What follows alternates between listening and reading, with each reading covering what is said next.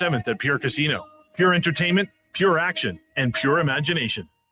Does your bank do local? We do. When you bank with Vision Credit Union, you're banking with a rural Albertan cooperative that cares about the community where you live.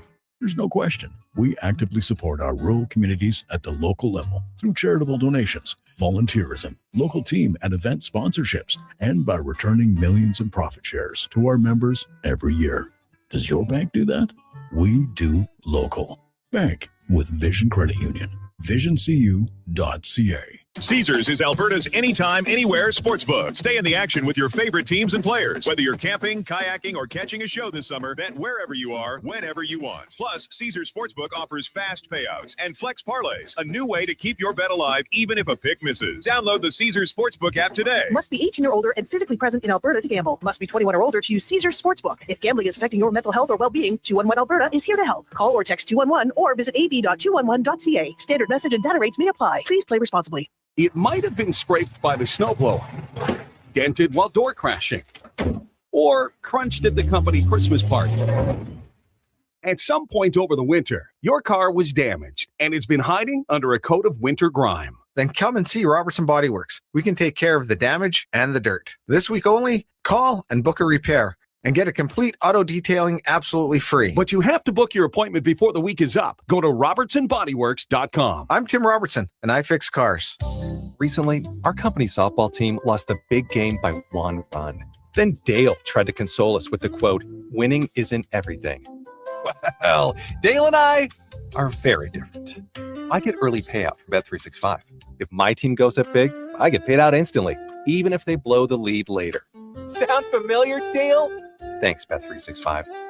If gambling is affecting your mental health or well-being, 211 Alberta is here to help. Call or text 211 or visit ab.211.ca. 18 plus all. T's and C's apply.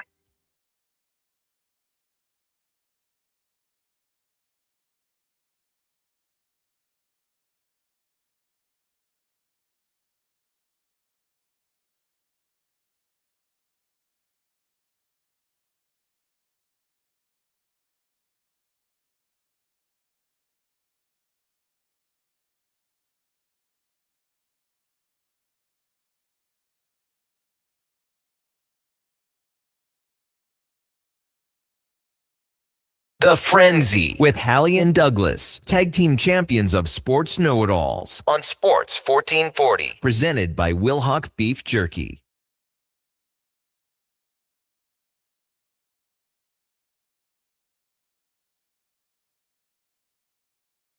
Just after 11 o'clock, good morning. Thank you for joining us here on The Frenzy, brought to you by Wilhauk Beef Jerky, the home of Alberta's best beef jerky online. WilhaukBeefJerky.com. Connor Halley.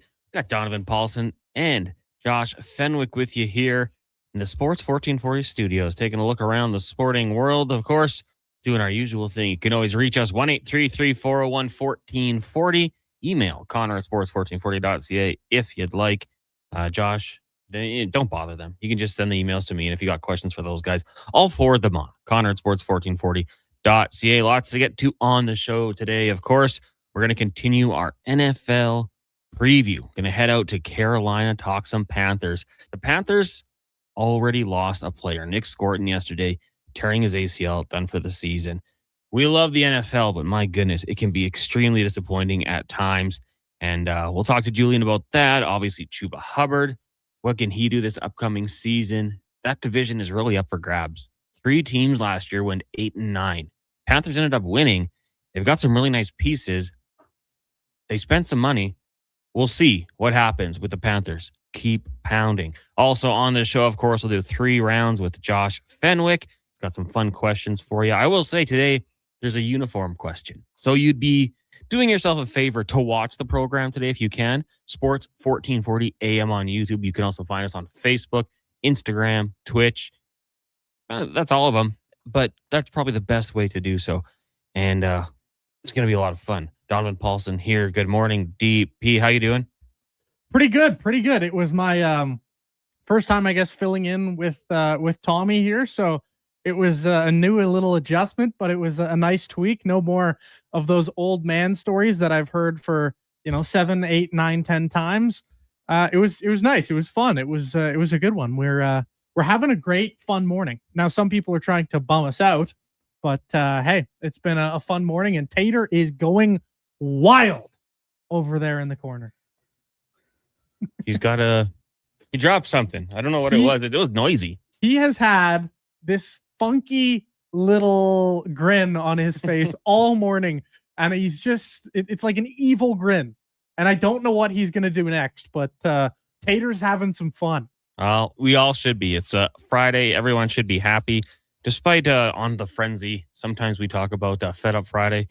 Yesterday was a long day for me, but the game last night was absolutely outstanding. Shout out to everyone who came down to first round at downtown for the watch party. The crowd was ridiculous. Like, firsts were happening. Chants were breaking out. They're calling for the first down. It was an outstanding atmosphere, and the Edmonton Elks going into Regina Mosaic Stadium, a tough place to play, and one heck of a game. Like, yes, when you win 36-34, there's going to be some warts that you can point out, and there were. It wasn't a perfect game, but there were some really good things as well. And Cody Fajardo, he's going to get the shine today. 25 of 32, 510 passing yards, 4 touchdowns, 181-yarder to Austin Mack. I thought TJ Luther was absolutely fantastic in this game as well. And I've been, pumping his tires, and it started with his number. I love a receiver that wears number 88. Heck, any receiver in the 80s is good by me. He gets targeted 12 times, 10 catches, goes for $157, and some big-time plays on the game-winning drive. Brandon O'Leary-Orange was good. Justin Rankin through the air was fine. On the ground, there's going to be critics, 3.3 yards per carry, longest of 9, 12 carries, 39 yards. But I love that they didn't go away from him. They kept it every once in a while, because that's going to open up your pass game. You have to have the team at least respect the fact that you will run the football. They did it, not to the best, but they still continue to do so. It's going to keep those linebackers watching just a little bit. Maybe the safeties and halves creeping up a little bit further, opens up the pass game. And it worked out quite well. Javon Leake as well. 1 reception, 12 yards, and a score. It was really good to see. And of course, we got to give a big shout out to Vincent Blanchard for the 57-yarder. I was sitting at a table with some employees and other people, and there was whispers when they shot him out there to take the 57-yarder. He had a career long of 52, but Mark Killam, former special teams coordinator, believing in his guys, gets the job done. It was unbelievable. And you know what? His third and short team, and there's parts to it, give the Riders a little credit. The injuries to the interior of the offensive line don't help. Mark Killam gave those guys a chance to make some plays, and they let him down. So that was tough. But again, he gave his chance for his kicker and his special teams unit to go out there and get the job done. They do it. Elks improving to the 6-1 record, top spot in the CFL, and heck of a start to the season for this team. Go get your tickets. GoElks.com. The next game is going to be absolutely massive. The rematch of the Riders and the Elks. Of course, also today, LeBron James signing with the Philadelphia 76ers. 2 years, $8 million. Like, that's he doesn't need the money, Obviously, this guy is so rich.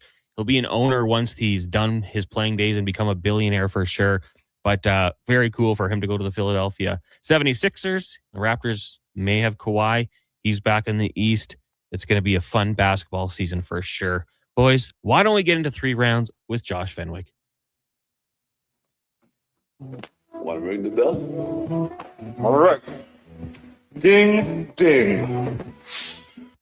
Round 1. All right, fellas. Number 1. In the light of the LeBron news, I just want to know, which of these athletes looks stranger in the jersey that they finished their career in? Jerry Rice in a Seahawks jersey, or Shaquille O'Neal in a Celtics jersey? You want to go first, Donnie? Sure, I'll go Jerry Rice. Just looked wrong. Like, there's, and also you add in the rivalry factor, I guess, right? Same division. It just looked wrong to me on every level. There are so many great conversations of which athlete has maybe looked the most wrong in any given jersey in their last year of retirement. Like, Marty Brodeur would be up there in the St. Louis Blues jersey. That one was crazy. But for this question, to me, I think it's Jerry Rice. You know what? I know we're supposed to disagree, but I can't argue, because Shaquille O'Neal, man, he went from the Magic to the Lakers to the Heat to the Suns to the Cavaliers. Jerry Rice only played on 3 teams. Now, People will say he did play for the Denver Broncos in the offseason following that Seahawks season. But I digress. That was after the fact. Played for 3 teams. Played for the majority of his career with the 49ers. It was weird enough probably for the fans of the San Francisco area that he crossed the bay and went to the Raiders, where he did have success, went to a Super Bowl, obviously got whooped by the Tampa Bay Buccaneers. But yeah, then to go to the Seattle Seahawks just to try to keep that career going, it was weird. It was weird. It's now, I don't think it was a divisional rival to start their career because the Seahawks were in the AFC West, but maybe by the end, yeah, I'm going to go with Jerry. The green just wasn't good for him. He went from some of the coolest jerseys to the neon green, and for me, that just did not look good. All right, now it is Fed Up Friday, so I'd like to know, which of these jerseys looks worse? The Mavericks graffiti jersey or the Wizards gold jersey? For me, it's not even close. This Wizards jersey was absolutely awful. I remember when it came out, and great. Gilbert Arenas was a lot of fun to watch, and he rocked the heck out of that jersey. But the gold jersey just looked absolutely awful. It looked like something you'd find at like a store that was selling knockoff jerseys. It just didn't make any sense. I applaud the Wizards at the time for trying something. They were going through a phase, like the Wizards' original look, like when Jordan got to the team with that silly wizard. It was a tough time in franchise history. So they tried something, but it just did not work. The Mavs jersey, it's a little goofy, but I kind of like it. At least it's sticking with their green and blue colors. It's a little silly, but I didn't even actually dislike this jersey. So for me, it's easy. Wizards for sure. For me, it's the Mavs jersey. I look at that jersey and I think it was just it just looks like it was made by a preschooler. I can't not look at it and think this is something that you'd see in like a cartoon show, just because of how it's distasteful when I look at it. It's just distasteful. It's awful to look at. The Wizards one is awful too, but at least I can look at the stars down the sides and think there's like a single redeeming quality about it. As weird as the gold looks, I feel like we could find that at Dollarama. Versus the other one, I think we'd have to go to like what's the kids store? Gymboree. That's sick. Those are the stores. And then the weird thing was, like, the Wizards brought that back last year, right? The gold they were jersey rocking the gold jersey the last City year. Edition. Yeah. That one isn't as bad, but the stars down the side with the stripes for whatever reason make it a little bit cooler for me. But the whole gold jersey, like, to me, that looks like a practice jersey. They definitely did rework it. It did look much better this year. But the fact that, like, I think that Mavs jersey is possibly the ugliest thing I've ever seen. Really? It's diabolical. It is the jersey that I hate like the most. And there's just like the Mavericks whole deal is like being cowboy stuff, whatever. Yeah, that's not even their green. They have this like other, like, it's sort of like the Eagles Kelly green, This is just highlighter. And they have the little Dallas skyline, I guess, even though it sort of looks like St. Louis if you really like aren't paying that much attention. This is like, it's so, you said distasteful. I'm just like displeasing to the eye. It is so bad. And you had to watch, they wore these jerseys all the time, like all the time. It was gross seeing that on national television. I will say, I remember I went to a junior high with a girl who was, and I don't know why this stuck in my mind. She said blue and green should not be seen. That was hers. Like, the color scheme just does not work for her. I don't know. I go back and I look at the Dallas Mavericks jersey history. I think they were at their peak, like Steve Nash, Finley, and Nowitzki, without the green, when it was just kind of like the 2 levels of blue. Yep. That's just my preference. But overall, like, I don't think they've had the best jersey history. Some of their jerseys are pretty chalk and are pretty ugly, but they had these nice ones maybe 2 years ago, where it was like the Kelly green and the Dallas, the D had the cowboy hat on. Like, they brought it back from like 1988 or something like that. Really close and really early in their inception. The Wizards are also just a sauceless jersey franchise as well. There was a trend, and you guys were just young bucks, but like, where teams just went shiny, and like the like every team did it. I swear, especially in the NFL, like the Atlanta Falcons kept that like Michael Vick era shiny jersey for far too long. before going back to like kind of the matte black. But I think the NBA went there as well, and it's a tough Only look. one franchise I like, if I really think back to both the NFL and the NBA, did it well, and it was the Sixers. Those Allen Iverson black metallic jerseys, those are cold as hell. Well, AI could pull off anything. Yeah, he really could. Final round. And our third and final round of the week, not sports related. Would you rather have the ability to teleport or the ability to fly? Okay, so I've got to ask a question in regards to the flying. Would it cure my fear of heights? Because then it's a pretty obvious Just answer. screaming the whole way because you're scared of heights. I'm terrified of heights. That is my worst fear. So unless my fear of heights would be cleared up and non-existent anymore, it's a pretty obvious teleport, because I would be probably, I don't want to describe what would be going through my body as I'm flying in the air, but lots of stuff would be coming out.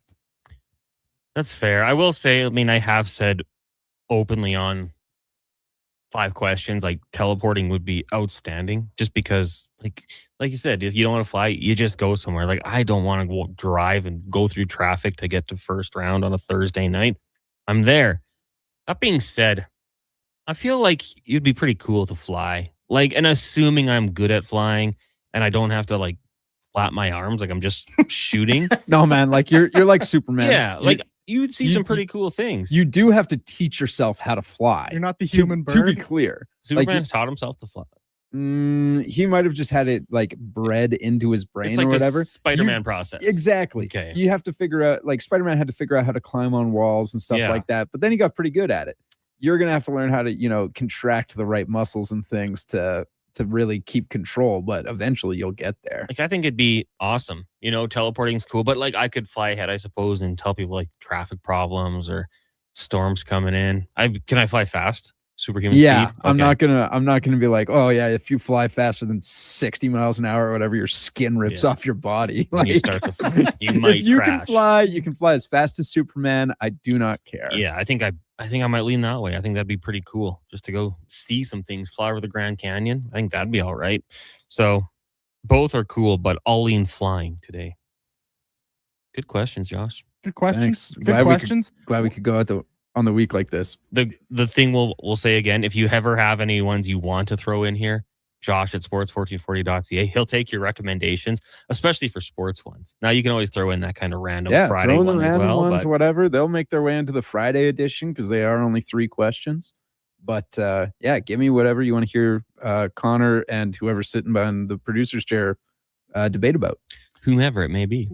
To jump back to your first question, Josh, and I'm curious to see, because the text line's obviously gotten a buzz a little bit with it as well. What is your personal, like, weirdest wrapping up a career player in jersey combo? For Connor, I feel like I know what it might be, but I'm curious what your answer is. Mine is Jerome McGinley in a Kings jersey because, like, getting this job, whatever, I went through all my favorite players' careers, and I was just like, "Oh my god, Jerome McGinley played for the Kings before he retired." That one too. Oh my god, and it is not pretty. Anyways, yeah, Jerome McGinley in a Kings jersey. Donnie, what's yours? I think I said mine earlier, maybe Marty Brodeur. That was a pretty weird one. It just didn't make any sense at all. That one jumps to mind first. After that, a funny one is not to wrap up a career, but Vladimir Tarasenko in a Rangers jersey. That was a weird time loop. Or Patrick Kane in a Rangers jersey. There's so many of them. I'm curious what yours is, Connor. I mean, for me, I loved it at the time because I was a fan of the team, but like Hakeem Olajuwon with the Raptors was so weird. Looking back in history, there's some crazy ones too. Johnny Unitas played for the Chargers. Like, I want to buy that jersey just because it's so random. But the one that probably hurt the most would be LT going to the Jets. That was exactly what I was waiting for you to answer.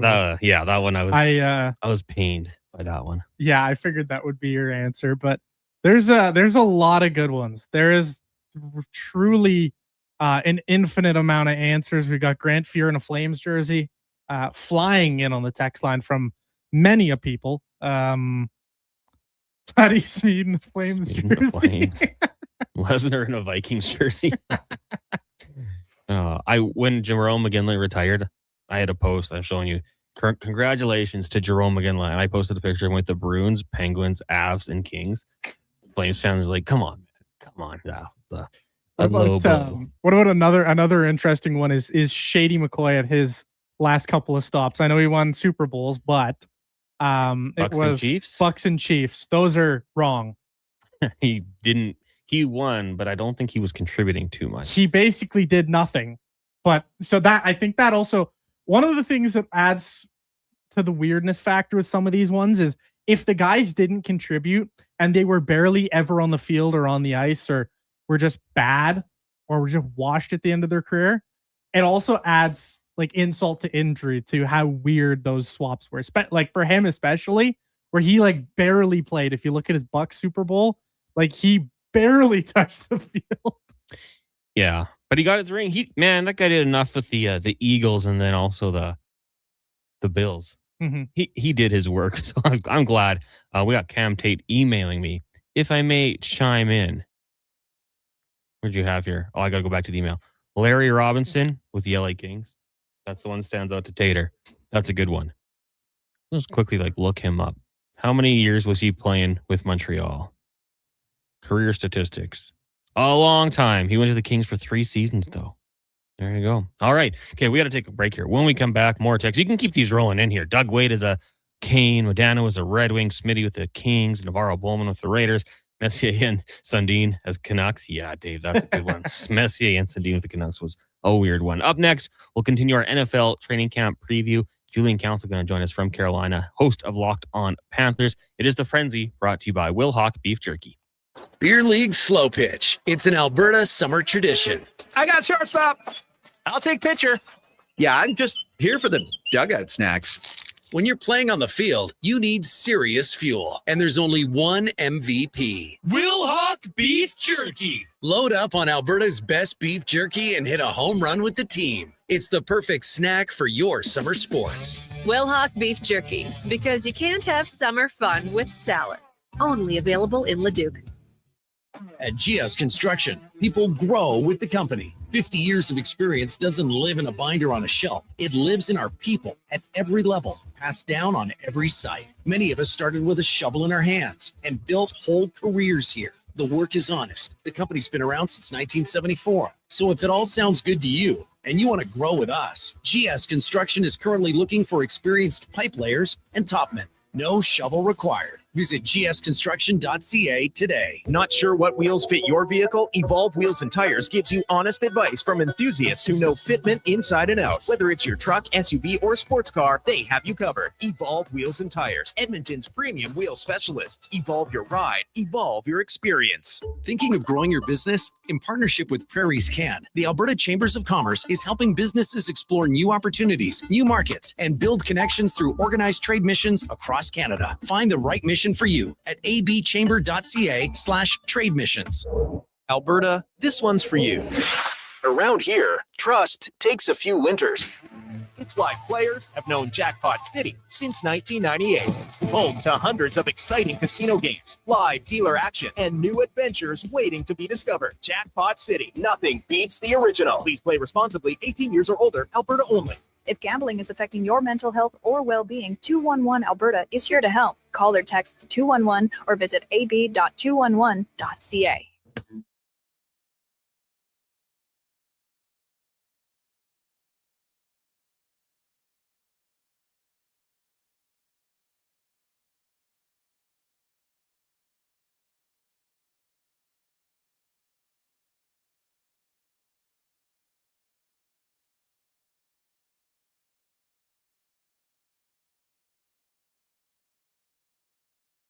The Frenzy with Halley and Douglas on Sports 1440. Brought to you by Will Hawk Beef Jerky, home of Alberta's best beef jerky.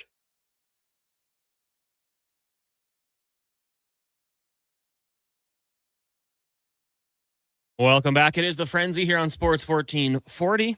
streaming on YouTube, Facebook, X, Instagram, and Twitch. Appreciate you guys joining us on the show today. Text lines 1-833-401-1440. As always, brought to you by Will Hawk Beef Jerky, the home of Alberta's best beef jerky. Check them out online, willhawkbeefjerky.com, or out in Leduc.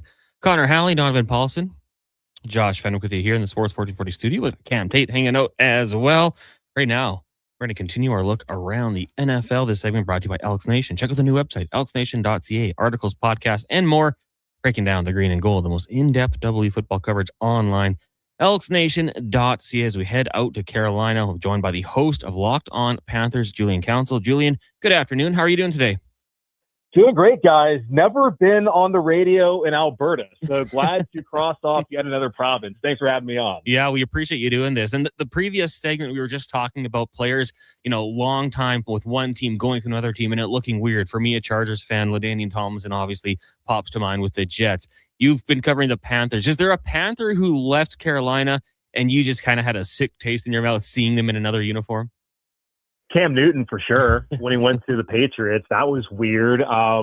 Julius Peppers, you talk about green and gold when he went to the Packers after spending his first 7-8 years in Carolina. That was odd. So, yeah, there's been a number of those guys. It's weird how it works out. You think about like Joe Montana, went from like the 49ers to like the Chiefs, right, at the end of his career. Tom Brady, same way. So, yeah, there's been a few Panthers. The good thing is guys like Luke Kuechly, they were Panthers for life. So it's nice for a guy like that who's going to the Hall of Fame in a couple of weeks who have never worn anything other than the black and blue. One of my favorite players at non-Chargers was Jonathan Stewart. So when he went to the Giants for that 1 year, that one threw me off. I have to say, it just didn't seem right. Let's look at today's edition of this team. And of course, I'm sure you have an Albertan on the roster, Chuba Hubbard, playing his football just outside of Edmonton in Sherwood Park. This year, the backfield, pretty crowded. They've got Jonathan Brooks coming back from injury, Trevor Etienne, A.J. Dillon, a pretty good group there. How do you think this is going to work out? And do you think Chuba Hubbard can be the bell cow back for this team? He can. I don't think they want him necessarily to have all the carries this season. Last year was a weird year for Chuba. You go back to 2 seasons ago, he came in as the undisputed number one back. Jonathan Brooks had been drafted, but he started off the season on the PUP list as he was dealing with a torn ACL from his last year at Texas. So Chuba got to be the guy all year long and ended up getting an extension in the middle of that season and turning around the day after that, or really the week after that, having his best career game against the Giants in Munich. And then last year, Brooks was out again. They brought in Rico Dowdle, and you thought maybe there's going to be a little bit of smash and dash kind of situation with Chuba and Rico. And that's not really how it worked out. Chuba was the top guy at the beginning of the season. He injured his calf. Then he came back, wasn't great. Rico went off against the Dolphins and the Cowboys, and they went with Rico for a while there until late in the season it became Chuba. I think that what Carolina wants to see happen is Chuba be healthy, take a step forward after having, I think, what was his worst career season last year, and also have Jonathan Brooks, who's not really played his first 2 seasons in the NFL, only playing 3 games. They want him to be probably more that third down pass catching back, and eventually he will be the number one guy. They didn't draft him in the second round for him not to eventually be their top option, but I don't think, especially in today's football, that you want to put everything on one back like they did with Rico for a few weeks last season. So they want to have a nice rotation there. Chuba will be the starting back for them. It'll just be interesting to see how things play out as the season progresses and as Jonathan Brooks gets more comfortable actually playing NFL football for a long stretch. Now, in the backfield, Bryce Young obviously will be there as well. Crazy. He's going to be, 25 tomorrow. Still super young in the last 3 years in terms of yardage and then completion percentage. He's gotten better every year. And I always kind of looked at him and thought, you saw what he had at Alabama. If you can build up the talent around him, this guy is going to make plays. And I think the Carolina Panthers have done their best to do so, drafting 2 receivers in the first round with Xavier Legette and Tedoroa McMillan. Also this year, drafting Chris Brazel and then bringing in John Mechie. You've got Jalen Coker there as well, who I can tell you some people up here in Alberta are high on for fantasy football. So what do you make of this receiving core and how much are they going to help their young quarterback? Yeah, I think they're kind of underrated right now. And we talked to Taylor McMillan earlier this afternoon at training camp, and he was saying that he feels like they're slept on.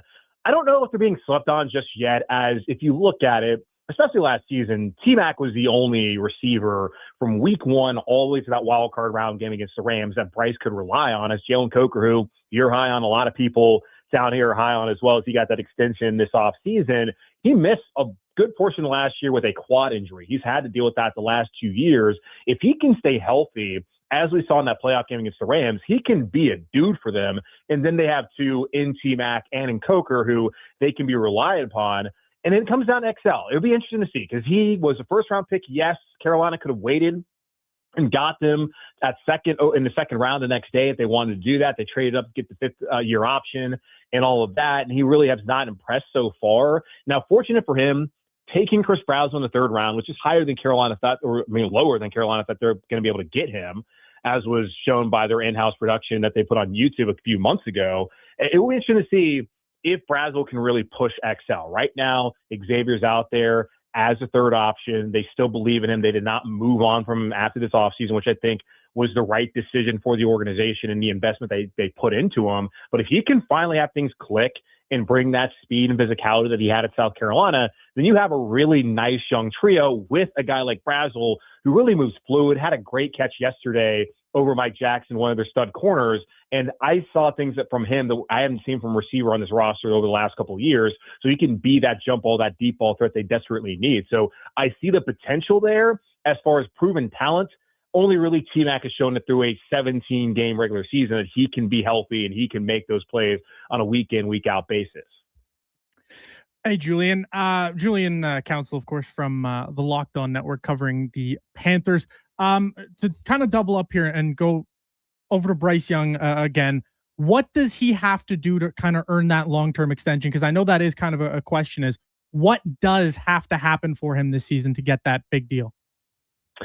I think he needs to be more consistent. You look at his career so far in 2023 as a rookie, everything was it was FUBAR. It was just a complete disaster with Frank Reich only lasting 11 weeks, the coordinator changes, the issues with the receivers, the offensive line being a complete disaster. So I throw that season away. 24, Dave Canales came in. They brought in Rob Hunt, Damian Lewis, brought in some new receivers, and Bryce was awful to start that year, came in late in the second half of the season. And then we finally got to see who we call Bama Bryce around here. We got to see the guy who won the Heisman Trophy. We got to see what he was, what led him to be the number one overall pick. And then last season finally just kind of felt normal. He missed 1 week against Buffalo because of an ankle injury. But other than that, he had his ups, had his downs. And down the stretch, much like in the second half of that 24 season, he was an additive for them when they went to the playoffs. And he was great in that game against the Rams. That's what I want to see from Bryce over the course of a 17-game season. You can't have the days where you're throwing for 54 yards against the, I know, eventual Super Bowl champion Seattle Seahawks, but this is the National Football League. That cannot happen. And he's never been the kind of guy to put up a bunch of big passing game numbers. He had the 400-yard passing game against the Falcons last year. Then the next week against the 49ers on Monday Night Football, he's throwing 2 interceptions, and he's not been able to throw over 200 yards. So I want to see that consistency from week in, week out that we've seen in the second half of the seasons over the last couple of years. And if he's able to do that, this team is probably back in contention for the playoffs. Now, they're dealing with some injuries right now that could certainly and hopefully not derail the season. But if he can do that, then I think there's going to be a real conversation about Bryce being the long-term option. They already gave him the fifth-year option, so he's here for next year. Carolina does not need to make a decision right away or even this offseason if they don't want to. But I definitely feel like the organization wants that stability from him, wants that consistency, and does really view him as the guy who can be a long-term option for them. To pan things over to the defensive side of the ball, of course, they lose Nick Scorton, obviously, unfortunately, on the first day of training camp. Yeah. So what are we expecting with his loss? And then what are we kind of expecting out of this defense as a whole, bringing in Jalen Phillips? As a Dolphins fan, I'm very familiar with this player. And just like, what are we expecting? This defense should be much improved, but what do you think is going to be the case this season? Yeah, it's tough, the loss of Scorton. He's a guy, and I saw a lot of folks across the national media who cover the NFL who were talking about he was a guy they felt like was going to be one of those risers. You often see players from year 1 to year 2 make that leap, and he had to go out and start early last season with Pat Jones II, who will now step in and be that starter. That's who they brought in a year ago to be the starter opposite of DJ Wonnum for them last year off the edge, and now he'll step into that role. But yeah, Scorton, man, he was going to be a guy I really felt like was going to be very impactful for this upcoming season. And you talk about just a human being he is, just a great guy. I don't think there's anybody in that building who covers this team, who works for that team, who's around them on a daily a single negative thing to say about him. So my heart goes out for him just for the person that he is. And of course, it's going to hurt the Panthers defensively. Now, they did spend $120 million potentially on Jalen Phillips to be the dude for them off the edge. So he's got to have to be able, especially now, to live up to that deal this season. And you look at it, every level of the defense, I feel like, I don't think the talent's been great the last couple of years. I think now you have a stud pretty much at every level potentially. Derek Brown's been a Pro Bowler, one of the best defensive tackles in football. You have a guy like Jalen Phillips now. You have Devin Lloyd, who was an all-pro linebacker last season in Jacksonville. You have J.C. Horn, who's been a Pro Bowler the past 2 seasons. Trevon Merrick, I think, is a pretty solid safety back there. So they have enough talent to where I think they can be potentially a top 10 defense, certainly should be top 15, top 12 this season. Talking Carolina Panthers here on the Frenzy. Connor Halley and Donovan Paulson with you. From Locked On Panthers, Julian Council. Appreciate you joining us here on the show. Now, I just want to look at the offensive line here because I know Monroe Freeling was the pick out of Georgia. Guy played a lot of football there in the SEC, so I always like to see that. But looking at the depth chart, I see him behind Taylor Moton. Where do you think the first-round pick slots in this year, and how are you feeling about the offensive line as a whole? Well, Freeling's going to start at right tackle because Moton, we found out the other day, had a blood clot in his lungs that was found back in June. So he is currently on the non-football injury list, and we're not sure when he's going to return this season. Of course, the team is showing some optimism there, but that's just a medical condition where you really don't know what the situation is. He's been on blood thinners. Don't know how much longer that's going to continue. So, yeah, Freeling stepping in at right tackle from day one. And they're going to have Rasheed Walker, who they brought in from Green Bay this offseason to start at left tackle. And he's there in place of Ike Ekwonu, who ruptured his patellar tendon back in that playoff loss in January. So the Panthers are looking at not having their 2 starting tackles from the past 4 seasons heading into this year. And it's unlikely that either Ekwonu or Moton plays the majority of this upcoming year. So that will be interesting to see because it's good that they do have Moton back there. He's still out in the practice field, kind of just working off to the side and mentoring Freeling. So that's helpful to have him. Rob Hunt, who was a high price free agent for them a couple years ago, he's back at right guard, and he is a veteran that they can have next to Freeling. Apparently, we found out yesterday, Monroe was telling us, and so was Dave Canales, that Rob Hunt apparently was trying to recruit Freeling to be a right tackle instead of a left tackle when he got here to Carolina. They brought in Luke Fortner, a free agent center from the Saints last year. So he'll step into that spot, and then they have Damian Lewis back at left guard. So they had experience. There's just going to be some questions just about depth, and that's always a big thing. They had a bunch of injuries last year. What helped them still make the playoffs is the fact that they had depth. I don't think they really have the same kind of depth they had this season compared to last year, which any more injuries that they have, that could certainly derail things offensively for Carolina. Now, you guys also do have Albert Reese the fourth, depth tight end, or offensive lineman, was actually born in Edmonton as well. So there's 2 Alberta connections there on this Panthers. Oh, I didn't know that. Team. Okay. Yeah. I'm now looking at the roster trying to see. His dad actually played 5 years with the Eskimos. They have him in Clearwater, Florida. So I'm going to take up the Panthers to say, hey, guys, it's an Alberta guy. Yeah, we got to correct that one. Give Alberta some love. Maybe Chuba can maybe flex his muscle there and get that one done. Now, he was, I believe, selected in the CFL draft as well. So the Rough Riders will be watching out to see what happens there. It's kind of interesting. You mentioned Canales there. The head coach obviously gets his team into the playoffs last season. Where have you seen him grow since he came over from the Bucs? I think he's really grown in just his organization of this football team and also just understanding his strengths and his weaknesses. I really felt like when watching the last couple of seasons, there was not a ton to not like about what Dave Canales has done in Carolina. He took over a 2-15 football team, and he has them in the playoffs after 2 years.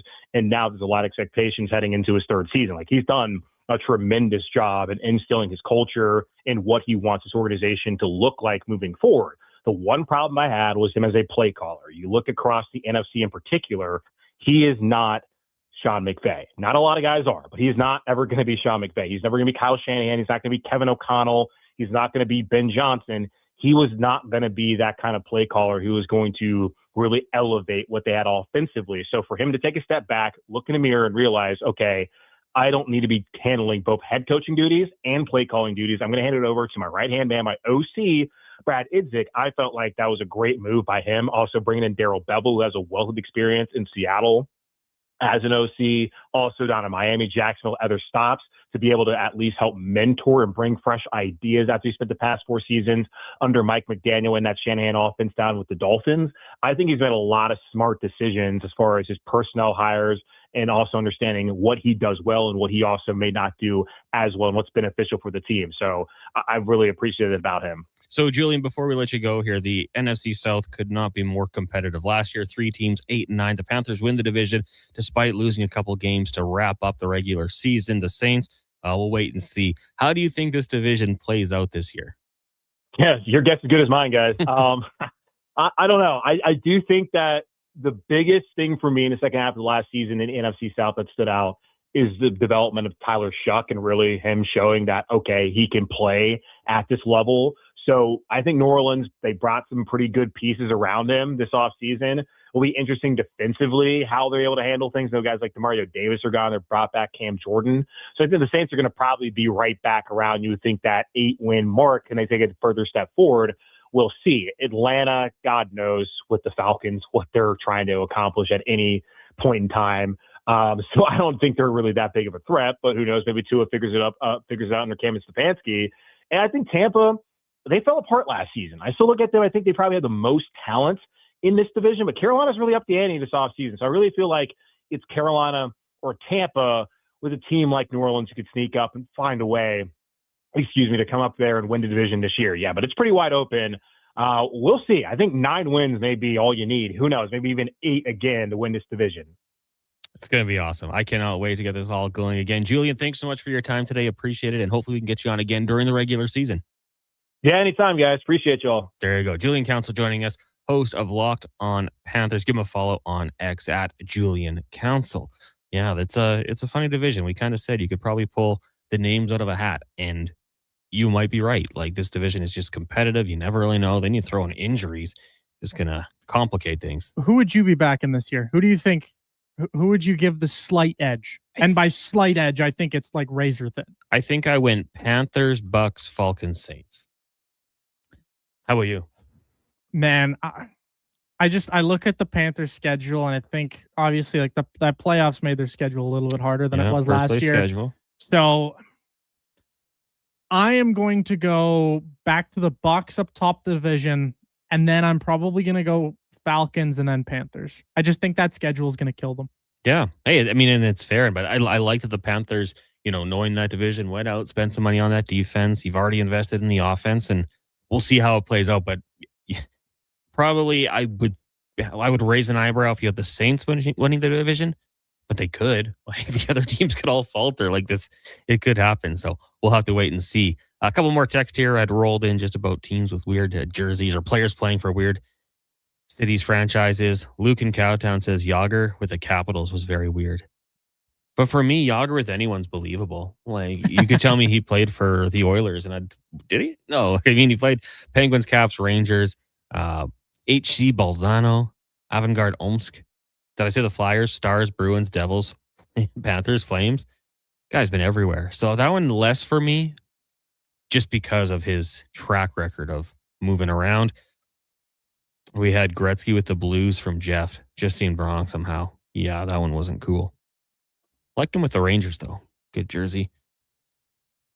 The Rangers is a timeless jersey. Yeah. Oh, it looks good on pretty much anyone, unless you have been in another team's jersey for so damn long that it just, like for me, it was Patrick Kane. That's a weird one. Dude, and that was the one I was going to bring up. Like, did he look good in it?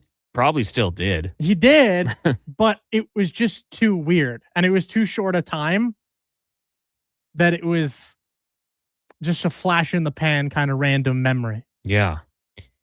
You blink and you forget it. That was just one trade deadline. Wasn't it? Yeah. 19 games, yeah. Most texted in answer, though, by far, Grant Fuhr in a Calgary Flames jersey. Yeah.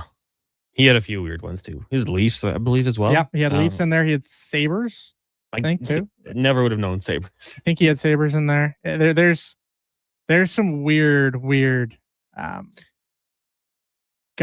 Even like a guy like Doug Gilmour. Everyone thinks of him as a Leaf, right? And then you look at Doug Gilmour's career arc. That's another guy where it's like Sabres ? So I will say, like, Blues, Flames, Leafs for me. Doug Gilmour as a Leaf or as a Montreal Canadian, wrong. Yeah, 2 years. Yeah. Blackhawks, Devils, couldn't tell you. Did not remember that. Yeah, that's a good one. He almost could complete the rainbow of jerseys. Buds Nation as Smitty in the Avs or Islanders jersey. Yeah, the Islanders was a quick one too, wasn't it? LaFleur anywhere but the Habs for Al. Yager in a Utah Hockey Club jersey. Come back. We'll take a break here. When we come back, more text 1-833-401-1440. Any player that played for a team for a long time, traded, that just looked weird to you, you can let us know at the text line. It is the Frenzy here on Sports 1440, streaming on YouTube, Facebook, X, Instagram, and Twitch. Brought to you by Wilhauk Beef Jerky. Say hello to Alberta's home for reeling and dealing. With Play Alberta, you can spin into the excitement of popular slots like Cash Eruption and Desert Fantasy. Experience Alberta-exclusive games and get in on the action of live dealer tables with all new elevated stakes. However you prefer to play, the fun is ready when you are. Visit playalberta.ca/Gregor to learn more. That's playalberta.ca/Gregor. Must be 18 plus to play. If you gamble, use your game sense. Hi, Mike here from Northgate Chevrolet Buick GMC. Car shopping sucks. That's right. Going back and forth 100 times just to get a price. Give me your credit card for a test drive. What's all these extra fees? That sounds ridiculous. At Northgate, we do things a little differently. Good deals on new, pre-owned vehicles, good people, and a great selection. Stop in and see us today. 13215 97th Street or visit us online at northgategm.com. You're in Northgate country. Hi, I'm Colin Livingston, president of Cantork. We've been tightening bolts and redefining our industry for 25 years. Yes, a quarter century, and we're just getting started. Check us out at cantork.com. Our tools age better than I do. Diamond Rides is one of Alberta's premier specialty charter companies. With our luxury motor coaches, we provide our customers with the safest and most reliable ground transportation services. Our seatbelt equipped, top-of-the-line motor coaches have become the preferred carrier for many local sports teams, tours, corporate outings, and other various travel needs across Western Canada. For more information and to request a quote, contact sales at 877-748-0991 or visit silentrides.ca. When your project can't afford downtime, call Japa Equipment Rentals. From excavators and wheel loaders to compaction equipment, Japa has the machines you need. Trusted since 1972. Visit japaequipment.com or stop our Edmonton or Calgary locations. 50-50-50. Right now at Papa John's, you order carry out, you get 50% off the pizza, loaded with the toppings you love. You want pepperoni? You got it. You want the works? Done. Always made with our fresh, never frozen dough. Half the price for the pizza you already love. When you come grab it, just use promo code CO50. Better ingredients, better pizza, Papa John's. 50% off regular menu price pizzas. Carry out only. Use promo code CO50. Participating locations, restrictions may apply. Action Electrical's projects team takes the field, folks. Ready to execute the entire play for new commercial builds. Absolutely. They're masters of design build, sketching strategy from initial blueprints to core electrical infrastructure. The team never misses on complex projects. Known for handling big league constructions and major renovations, ensuring flawless execution, hire the Action Electrical team to bring home a win for your project. Visit actionelectrical.net.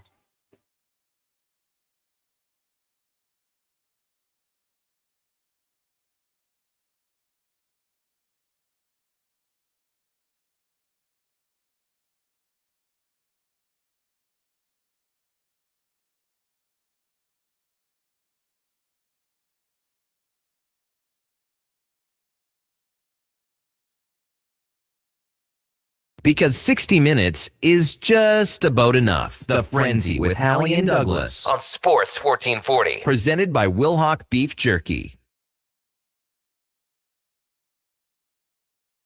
Frenzy here on Sports 1440, brought to you by Wilhauk Beef Jerky, the home of Alberta's best beef jerky. Online, wilhaukbeefjerky.com. Connor Halley, Donovan Paulson, Josh Fennett, Cam Tate in the Sports 1440 studios with you here. Brought to you by Wilhauk Beef Jerky. Did I mention that? Go check them out. Only available in Leduc. Where the hell is Jimmy Eat World? MTR says. How am I supposed to know it's Friday? Well, new producer, new songs. I don't know what to tell you, but it is Friday. We did fantasy to start the show. We did fantasy to start the show, and I'll be honest, I never remember the songs for each individual show as someone who's just filling in randomly, especially with how little I do this show. I don't know. I've probably done this show maybe 7 times this year. So, like, hey, you know what? My bad. My bad. It's but fantasy. It's Mariah Carey, then it's B.O.B., then it's Jimmy Eat World. But that's okay. I'm gonna let it go. Those things, they're just little things. They're just dust in the wind. Yeah, they are just dust in the wind. It's a small price to pay to not have to listen to Brando. Yeah. The sacrifices as he's out on the links right now. Coming up next, Lowdown with Low Tide. LT, Duncan Kruger. I guess Josh will be around there too. Yeah, he'll hang Donovan will be leaving. They'll talk to Steve Lansky. Now, after the Elks win, I don't know if you guys saw, but Elks Nation had a post, and in the most polite way ever, I think that Declan and Eddie were like, well, the Riders could win this game. The Elks players found that post at Elks Nation, and they were talking last night in the comment section. Also on the Lowdown with Low Tide today, I do believe, if my memory serves correctly, is Devon White. Yes. What? Yeah. Seriously? Former center fielder with the Toronto Blue Jays when they won a World Series. To talk about, he's coming on at 12:40. Also to talk about the Riverhawks field day. I can't remember what its official name is, but he's going to be there this year. So Devon White coming on at 12:40 with Low Tide. 3-time All-Star, 7-time Gold Glover. That guy was silky smooth. Played for the Milwaukee Brewers. That might be the one for him where it's like, oh, don't remember that. But yeah, that's a great guest. So Josh, thank you for letting me know. Today on the Jason Greger Show, after that, we're going to be joined by Drew Bannister, the coach at the World Juniors. We've got Cody Fajardo, of course, after that big win. You got to have him on the show. It's Fajardo Friday. Mark Spector, Alan Mitchell, Cam Tate's 2-minute warning, the roundtable, Wanye Gretz, stats of the day, and so much more. We might even have to talk some hoops. I mean, LeBron went to Philly, kind of a big deal. I know this isn't like the decision, but it's still kind of a big deal. So we'll do all that. Maybe in 20 years, that'll be the kids saying, yeah, remember when LeBron played for Philly for 2 years? That was weird. It could happen. People say, Slurpee Sean. I'll give you a name, actually. Lindros in a Rangers jersey, my favorite player. He was always meant to be a Flyer. Damn it. Messier and the Canucks from Buck. Nick and Bramperry with a good one. Martin Brodeur, Blues legend. Rod in the Valley says, how about Smitty with the Islanders? Yeah, that one's getting a few polls here. Paul says, I saw a Sergei Fedorov Blue Jackets jersey at the Saddledome this past season. Blew me away. Yeah, he actually spent parts of 3 seasons there before going to the Capitals. More times with the Ducks, but like, man, Sergei was the swaggiest with his white Nike skates and the Nike gear. He was unbelievable. And I'll ever never forget just the way he could just transition to play defense. And then like Strutty saying, how can he be so good and then go play defense and be better than me? Like, he was just a hell of a hockey player, Sergei Fedorov. We do have a fantasy related question from a gentleman who is I guess doing his dynasty rookie draft coming up here shortly. This is from E-Town Man. Who do you like in order? He has picked 4. I wanted a little extra info, so I asked him what pick he has. He has 4. Who do you like in order? Tyson, Lemon, or Concepcion? I think I'd probably just roll with that order. Tyson, if he's healthy, he's going to be good. Lemon in Philly should be good. Concepcion, the only problem is he's in Cleveland. And will they ever have a quarterback? I have no idea. Maybe next year. Maybe this year. Who knows? The only guy I have no interest in, well, when I say no interest, but you're at pick 4, so I have no interest in Concepcion. I don't know. I'd think about Jadarian Price. I don't know if you need running back help, but I'd think about Jadarian Price. I would hope Jordan Tyson falls to you at 4, but I'd be happy with Lemon. I'd be happy with Jadarian Price, and I'd be ecstatic with Jordan Tyson. But I think the receivers, like for me, Tyson and Lemon kind of fall into the same type of category where they're obviously not going to be the guy. So, well, wait a minute. You have pick 4. Yes. Jeremiah Love is pick 1. Of course. So why not Carnell Tate? Tate's going to be 2. I think the consensus. Oh, so it's out of the next ones. Okay. Yeah, he's got pick 4. Give me Tyson or Lemon. Stay away from Concepcion. But yeah, I might even like Omar Cooper more, but we shall see. But you know what? I do like what the Browns are doing, just except for quarterback. That's a solid. It's honestly kind of a solid roster. 2 backs last year, 2 receivers this year with Boston. I like their roster. I like what they have at tight end still in Fannin. I like a lot of players on that defense. You still got Ward. You still got the defensive rookie of the year. His name is escaping me. Swessinger. And and they've got some solid pieces, but they have legitimately Stevie Wonder at quarterback. Regardless of who's out there, it's just Stevie Wonder. Wow. Stevie Wonder is one of the best musicians of all time. I know. Not give their quarterbacks that. Stevie, I mean, he was lacking in a certain area. He's a miracle, man, to play the keys the way he did. I know.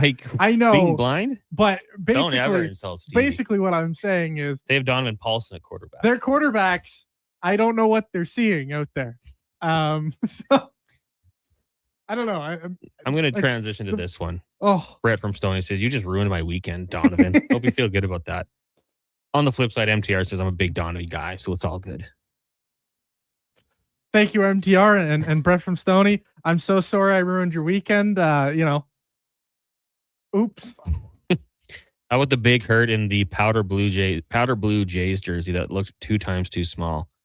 What about Ricky Henderson in a Blue Jays jersey? I know he won a World Series with them, but that's a weird one. That was a little trade deadline ad. Seeing Frank Thomas wear the powder blue, because those Blue Jays jerseys were awful. Those were the ones that didn't button up in the front. Yeah. But that Jays era. And I'm sure maybe there's some youths clamoring to bring that back, like the Black Vernon Wells, Roy Halladay era. Maybe you're one of those youths. Not really. I don't love that jersey. Good. Yeah. We don't need to go back to that time. That was not a good time. I love their jerseys the way they are, to be honest with you. Oh man, their jerseys are perfect. I don't like the powder blue for them, but the royal blue and white is beautiful. Their whole cupboard of jerseys, their whole wardrobe is sensational to me. So I would change nothing about the way the Jays roll out their jerseys. David Stoney says Crosby in an Oilers jersey will be weird when it happens. The Juice saying, the Browns have a blind quarterback? No, they do not have a blind quarterback. However, they may as well be blind because Deshaun Watson sucks, and he's probably going to be starting. And Shedeur Sanders, he's got a nice watch. That's about it. He's got his number retired in college. Speak about Dylan Gabriel? Oh, he was good at Oregon. I'm hoping for them. I like the team. Just I'm worried about that QB room. Not hoping for Deshaun Watson. If it's anybody else starting in quarterback, I hope for them. But if it's Deshaun Watson, crash and burn, baby. Crash and burn. Hey, guys. Doggy Monday at Cattail Crossing. Shout out Cattail Crossing. They're presenting this update from Donovan Paulson. You can bring your dog golfing. We must be leashed and are allowed to be on the patio any day. It's on Mondays. Book now at cattailcrossing.ca. This is a Sports 1440 update. NBA news. LeBron James is signing with the Sixers on a 2-year, $8 million deal on the diamond. Jays are in Boston, battle the Red Sox. First pitch flying at 5:15. Trey Savage on the bump for the Bluebirds. Patrick Sandoval for the Bo Sox. The Pirates hosting the Cubbies. Yankees clashing with the Phillies. The Orioles tussle with the Braves. And the Mariners are in Texas. The Riverhawks are also hosting Kelowna. 7:05 first pitch down at Remax. CFL action. The Bombers host the Stamps. Coming up, it is the Lowdown with Low Tide. I'm Donovan Paul.